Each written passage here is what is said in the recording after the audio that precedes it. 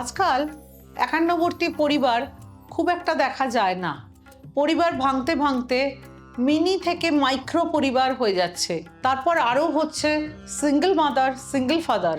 দিন দিন পরিবার নষ্ট হয়ে যাচ্ছে। কি ভুল অভ্যাসে ভেঙে যাচ্ছে পরিবার। রাগ রাগ পুষে রাখা, ছোট ছোট অকারণ অভিমান সম্পর্ক নষ্ট করে। মন খুলে কথা না বলা, চুপ করে বসে থাকলে দূরত্ব বাড়ে, সম্পর্ক ভাঙে। পরিবারকে সময় না দেয়া, একসাথে সময় না কাটানো, এমন হলে কিন্তু কাছাকাছি থাকলেও মনের দূরত্ব বেড়ে যায়। একে অপরের দোষ ধরবেন না সর্বদা, পরস্পরকে বোঝার চেষ্টা করুন। সম্পর্কে একটা স্পেস দিতে হয়, কিন্তু একে অপরের অনুভূতিকে সম্মান দিন। অর্থের অভাবও পরিবারে চাপ বাড়ায়, অর্থ সঞ্চয় করতে শিখুন।